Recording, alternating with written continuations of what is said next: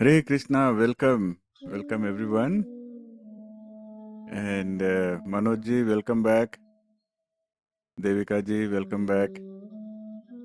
Nice to see some members returning. Sonali ji, welcome.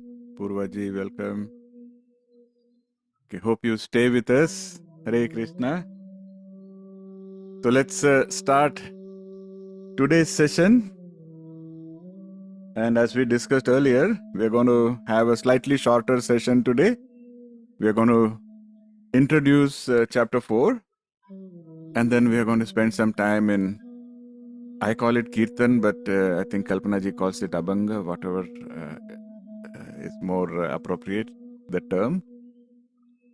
Okay, so let us start this glorious journey of 4th chapter now. The 4th chapter is called as Jnana Karma Sannyasa Yoga.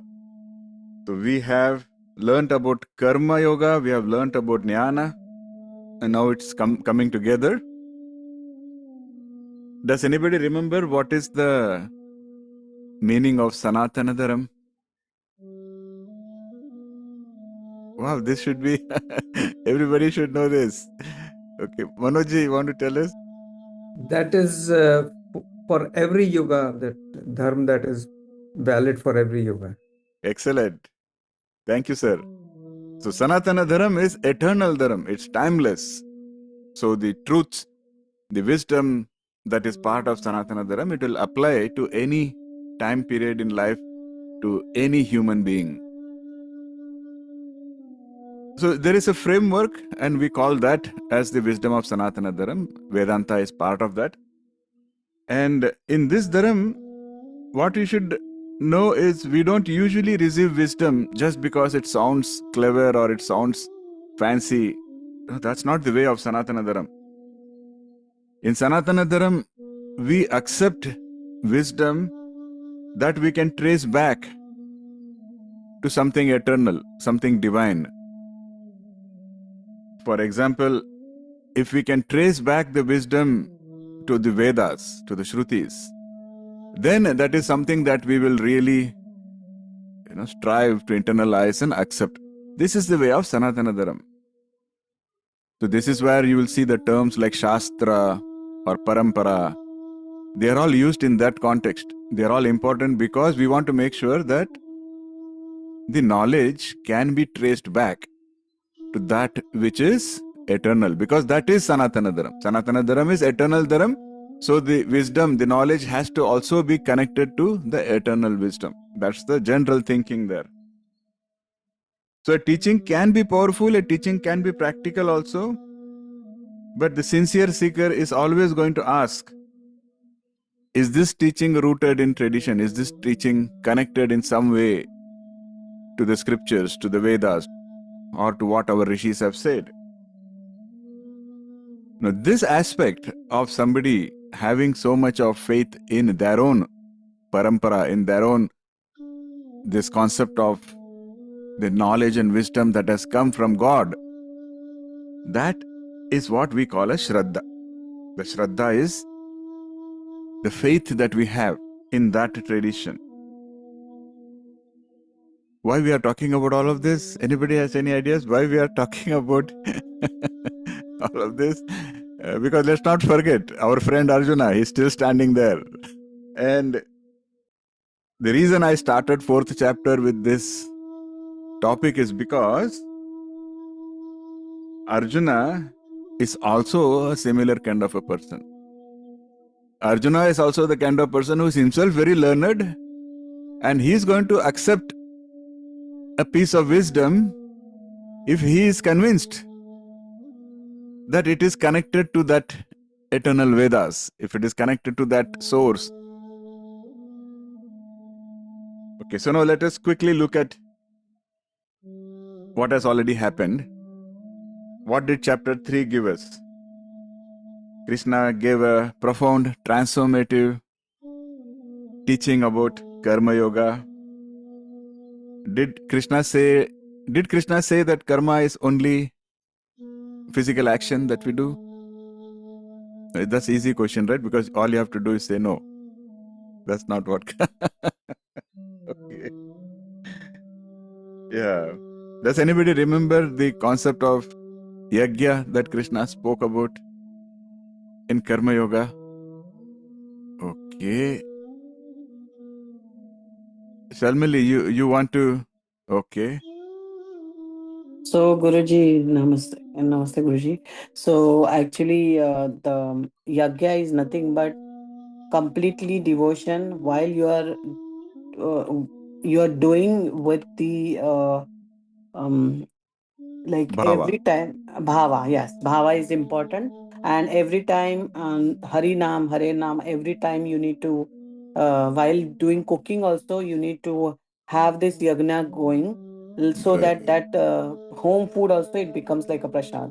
Very nice. Thank you. Thank you. All right answers. Someji, you had something you wanted to say? Yeah, I think Shalmalaji has covered everything. So Yagya is the joy of giving, and then like burning our let's just say burning certain aspects to get to the purified form, or to get to Okay. the purification form, and Okay. that is the prasada. Good. Anybody else remembers any other aspect? Yes, Simranji? Whatever we do, we offer it to God and then it becomes yajna. Okay, very nice. Anything else? Okay, Kalpana ji has something to add.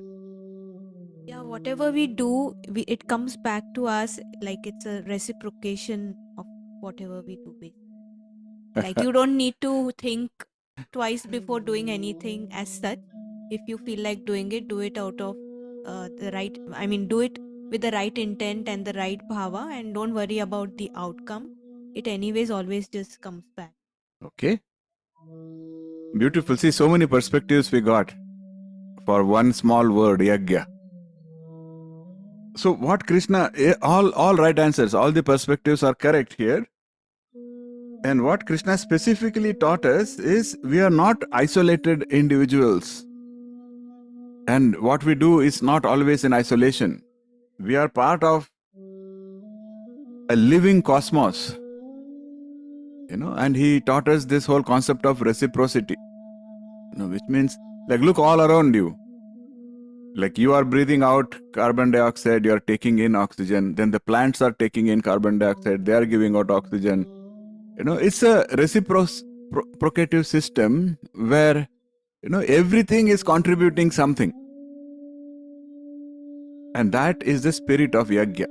Because you cannot all the time just say, what am I going to benefit from it?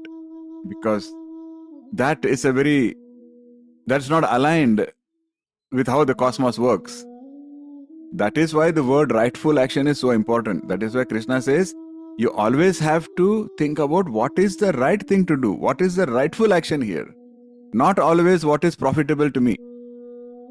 Okay, so once we have the shift in mindset, and then of course, like everybody said, do that with humility, do that with Shraddha and offer it to God, then that is the real complete package of yajna. That is yajna pretty much. And there was one more word used. What is yajna contributing to? I'm just making you all think.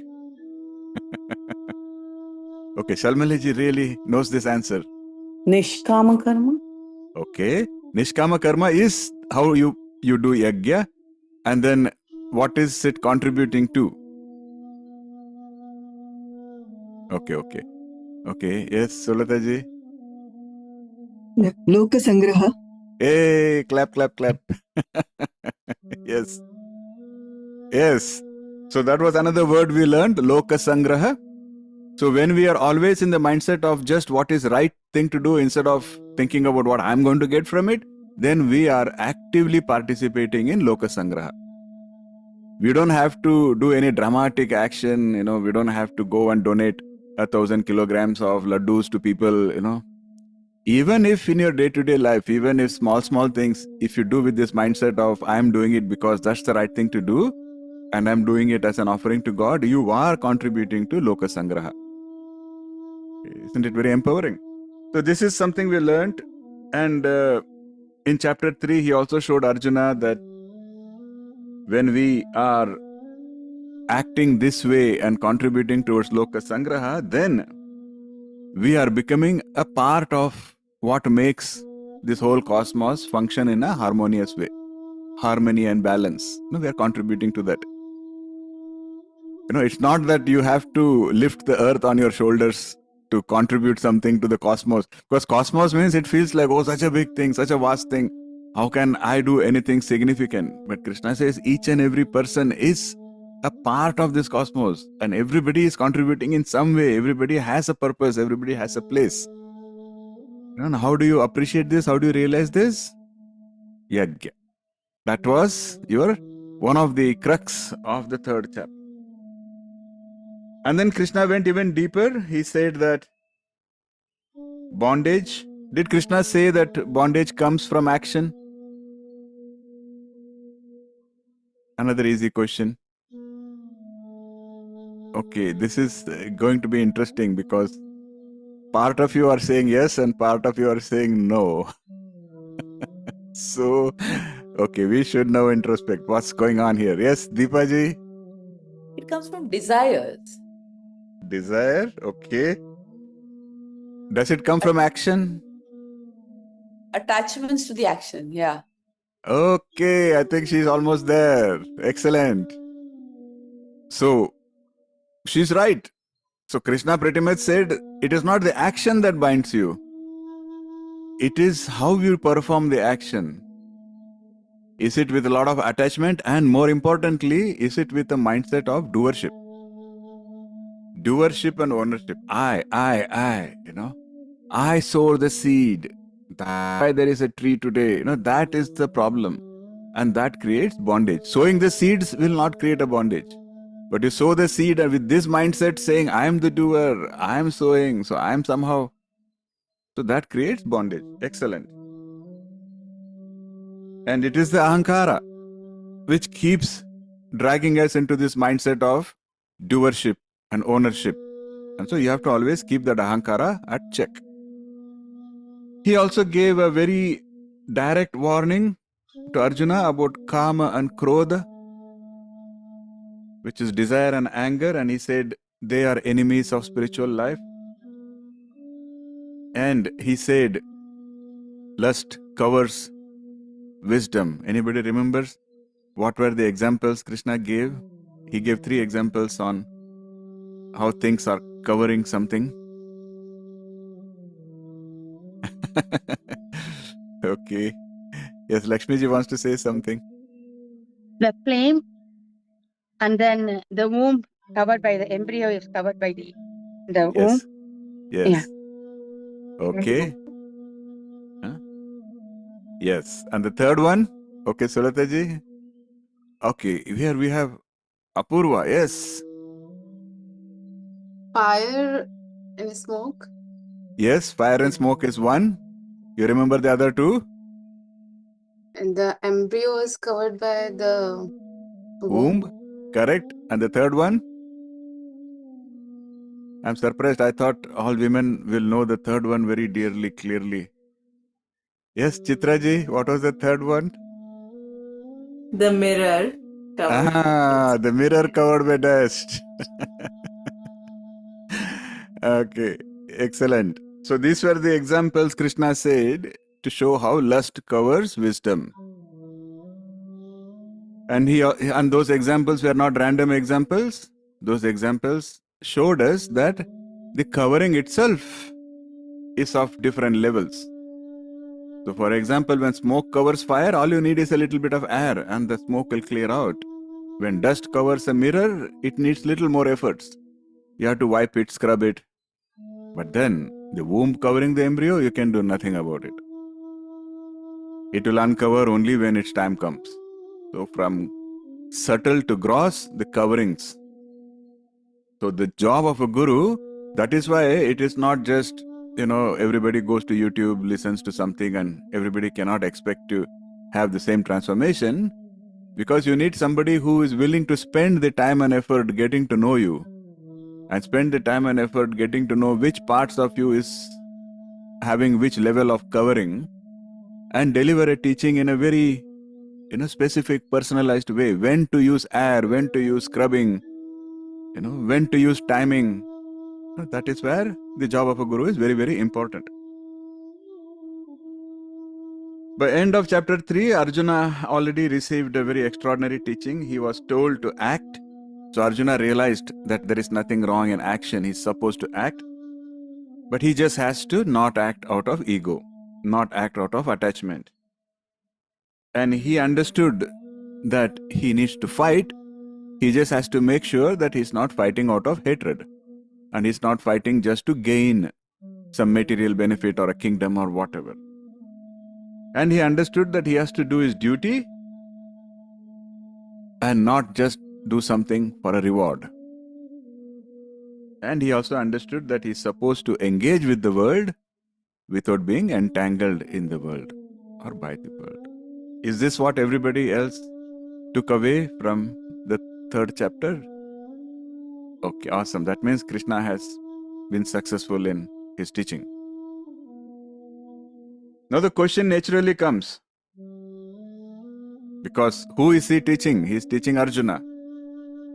So now the question comes, because Arjuna has grown up studying the Vedas and being surrounded by people who are well versed in Vedas, Dronacharya and Bhishma, and that is the upbringing he has had. And Krishna is now giving him this powerful, almost radical vision of Karma Yoga. Arjuna has this question, this wisdom that Krishna is giving, is this new? What is the basis for this wisdom? Is it, because what can happen is sometimes, I'll tell you the most common resistance that comes from people when you try to give them any piece of advice. They will say, but you don't understand my situation. Does it not happen? When somebody gives an advice, immediately they say, no, but this may not apply to me. You don't understand my situation. I am different. My situation is different. So on and so forth, isn't it? So it is possible that, Arjuna may be thinking, is Krishna giving me a philosophy just to suit this situation? Just to somehow encourage me to fight? Or is it really the wisdom? So he's not doubting Krishna. See, this is very, very important, because Arjuna is an ideal student. He's not doubting Krishna, but he's looking for that connection. He wants to know, Krishna, how can I connect this wisdom to that eternal wisdom of the Vedas? That is how he's approaching this problem. And Krishna answers very beautifully. Krishna says, my dear Arjuna, this yoga that I am teaching you is not new. It is ancient, and I first taught it to Vivasvān. Who is Vivasvān? Vivasvān is the sun god. He says, and then Vivasvān passed it to Manu. Manu is supposed to be the originator of human species. And then Manu gave it to Ikṣvāku, and so on and so forth. Krishna says, and then it kept following from Guru to Shishya to Guru to Shishya. And this is what is called as a parampara. Parampara basically means, how do you trace it all the way back to the root? But then over time, Krishna says, the world changed and priorities shifted, the knowledge became weakened, and it became corrupted, and it even became forgotten. And when is Krishna saying this? In Dwapara Yuga. Kali Yuga was just starting. Even then Krishna says, the knowledge has already become corrupted, the knowledge has already become forgotten.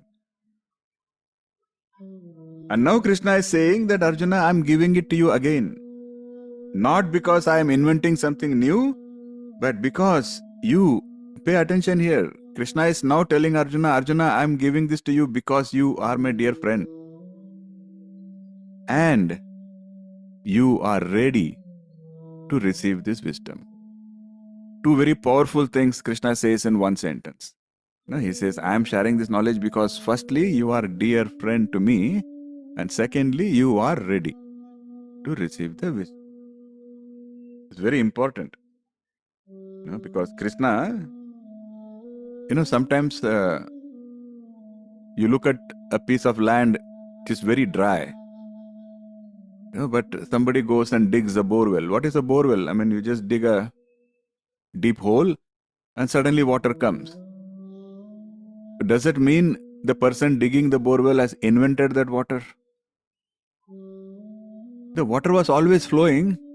It has just got hidden. It's gone underground. And the person who knows how to find it will revive it. That's the whole point. So that's what Krishna is saying. This knowledge may have been forgotten. This knowledge may have been corrupted and forgotten and all of that. But it is still the same knowledge. It's the same ancient knowledge that ties back to the Vedas and ties back to what I originally gave to the Sun God. It's so powerful it is. So he's making one thing very, very clear. What he's saying is, true Karma Yoga cannot stand on its own without Jnana. Important. Some of you, I think you have had this question, Chitraji, when you had this question many times. Why do we need Jnana? And Krishna makes it very clear. He says that Karma Yoga cannot stand on its own, cannot succeed on its own. Because you all gave me such beautiful answers now. You have to do action without attachment. You have to do action as an offering. We have to do action with the right bhava, and so on and so forth. But is that all not jnana? Is that all not knowledge? So when you apply that jnana to karma, that is when karma becomes something that will take you towards the divine. So very important, because if you don't have that knowledge, if you don't have that jnana, then your actions can turn into bondage. So that is why this chapter is now called Jnana Karma Sannyasa Yoga. It starts with jnana and it attaches to karma. It is about how knowledge can transform the yoga of karma. And there is something else in this chapter which is very beautiful, because you see, Arjuna obviously loves Krishna, and Arjuna always considered Krishna as his dear friend, Sakha, his companion, someone with whom he can speak freely. Arjuna always was very open with Krishna. He would open up, he will share his doubts, he will share his fears. He will also laugh with him, he will also play with him. That closeness is very genuine. But because of that, sometimes when Arjuna forgets who is sitting next to him, he forgets that this friend is not just a friend, this friend is also a Jagat Guru, the teacher of the entire world. So in this chapter, Shri Krishna is gently opening Arjuna's eyes. He is telling, see, this is the beauty, this is the compassion of Jagat Guru Krishna. He first acknowledges that, yes, you are my dear friend. There is no doubt about that. He doesn't try to be distant, he doesn't try to be superior. So he says, Arjuna, I am giving you this knowledge because you are my dear friend. So that is acknowledged, accepted. However, he also wants Arjuna to open his eyes to the other truth, which is, I am also eternal. I am also something bigger. I am also the person who gave the wisdom of the Vedas, and I have given wisdom even to the Sun God. So beautiful. Is it not such a beautiful way to establish your depth while at the same time not alienating the other person? It's not that, hey, you are no match for me, I am so great, how can you be my friend? That's not how he comes across, right? He's like, you are my dear friend. And then something shifts. The friendship does not disappear, but now that friendship is held by something more deeper. That love becomes strengthened by Shraddha, and that closeness becomes purified by reverence, and that makes all the difference. We can see this in our own lives, because ordinary material knowledge anybody can teach, anybody can receive. Gravity is 9.8 meters per second square, light travels at 300,000 meters a second, or the boiling point of water is 100 degrees. What's the big deal? I can say this, you can say this, anybody can say this, a parrot can say this. You can still, get that knowledge.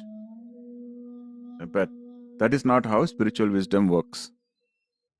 Why spiritual wisdom does not work like that? Anybody has any ideas why we say spiritual wisdom does not work like that? What is your idea? No right answer, of course. I'm just trying to understand if you already have some ideas on why. Yes, okay, again, Deepaji. You have to be ready to receive it. Okay. And why? Why should all this readiness and all of this is important? Somyaji. I don't know, Guruji. Okay. See, the answer is simple, because spiritual knowledge, the goal is not information. Who wants to complete the sentence? The goal is what? Okay. Apurvaji. Transformation. Thank you. That's the fundamental difference. Material knowledge is for information alone, whereas spiritual knowledge is for transformation. And that is why how you receive it, your bhava, your mindset, your readiness, that is why we keep saying the student has to be ready. And now that readiness is coming, because now Arjuna is beginning to see that Krishna is not just a friend, Krishna is not just somebody. So that is why we say that a guru means it's not somebody who is royal. A guru does not mean somebody who is handsome, somebody who is tall. These are all external, non-important aspects. A guru pretty much is somebody who is living the same teachings that they are teaching. That's the whole idea. Because we are talking about transformation. If the guru themselves have not felt any transformation, if the guru themselves have not experienced any transformation, then how can they help you transform? So this is really, if you look at it technically, this is the only requirement. Later on, the requirements got modified, tweaked, corrupted to suit people's, political ambitions and all of that. Then they start talking about, only person from this caste or person from this religion. All that became a later corruptions. But if you look at core Sanatana Dharma, this is the only requirement. So I'm sure that even with all of us, you might have had experiences where somebody is telling you something and they are repeating it 100 times, but it's still not really going in. Whereas someday somebody we meet, they say the same thing once and suddenly it's an aha moment. And then you have to be reminded, hey, but is that not what your other person was saying so long? Does it not happen? It happens. Who says it also matters, especially for things that have to be internalized. Very important. Like your mother may be telling you every day, beta, you have to get up in the morning. Sleeping late is not good for you. She will be repeating it 1,000 times.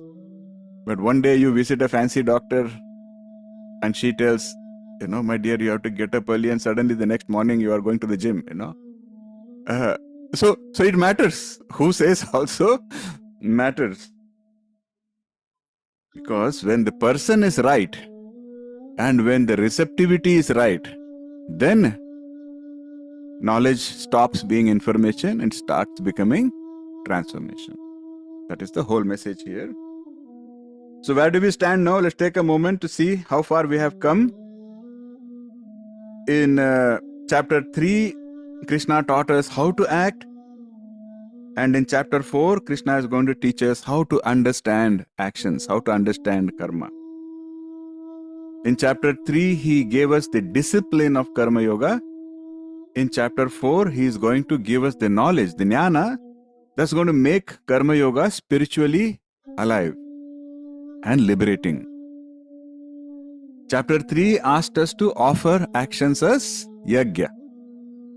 And chapter 4 is going to show us that yajna itself, that yajna, can become the fire that can burn all your desires, all your bondages. Now, this brings us to a question that each one of us has to ask very honestly to ourselves, without any judgment, of course. The questions to ask is, am I acting out of habit? There are so many things we do in a day. We have to ask the question, am I acting out of habit?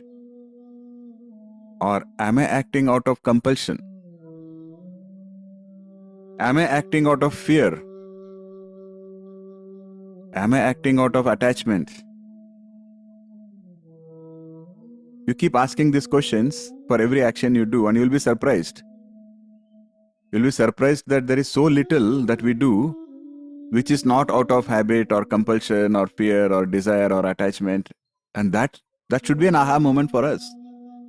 That if we introspect very honestly, we will see that almost everything we do is not in the mindset of yajna that we have studied so far. Even good things we do.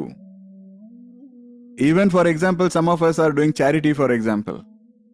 But somewhere in our mind, we think that is because, that's going to give me punya.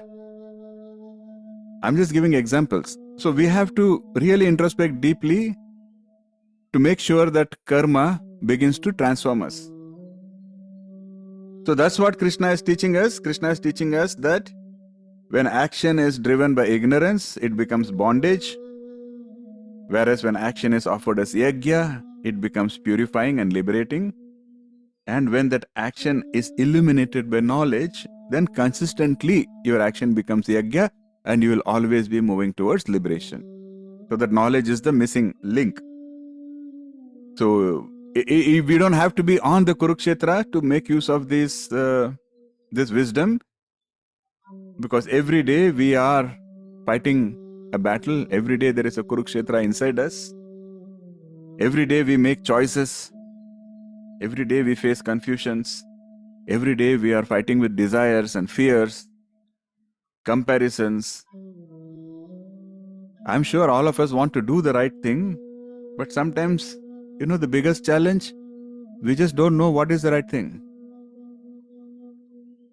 Like many times we know the theory that we have to choose Shreya over Preya, but many times we just don't know for sure what is Shreya and what is Preya, at least in this situation. So chapter 4 is telling us something very reassuring. It says that this clarity will not come just by doing more and more. This clarity will come from understanding more whatever you do. Very important distinction Krishna makes here. Because we always think that everything becomes better once we practice, right? Practice makes a man perfect. But that does not apply here. Because if you don't understand how action works, and if you think that you are getting into bondage, you cannot expect that I'll keep doing a million actions and somehow it will become perfect. It won't. Instead, whatever few actions that we are performing, we have to perform it with deeper understanding, deeper jnana. And Krishna says that will help us make sure that actions liberate us instead of binding us. Very reassuring, of course, because Krishna doesn't just say it is knowledge that will help you. Krishna also goes and says, here is that knowledge, I'm giving you that knowledge. So with that understanding, hopefully we will start karma with right action and something beautiful will start to happen. Work will no longer feel like a burden. Relationships will not feel like a burden. And every struggle that we face will begin to look like opportunities, which they are. Isn't that a beautiful thing? Okay, so that is my humble little introduction of chapter 4. And then as we discussed in the satsang group, I think we can spend some time on an abhanga that Kalpana ji created, and if you have any other suggestions on what else you would like us to do, we can do that as well. So would you all like me to play that abhanga? Would you like to maybe just listen to it with a calm mind? And it's more like a meditation. We call it the melodious meditation. So actually Kalpana ji has a YouTube channel called Melodious Devotion, and that's the whole same concept here. So this is a meditation, but you can meditate with melodious music in the background.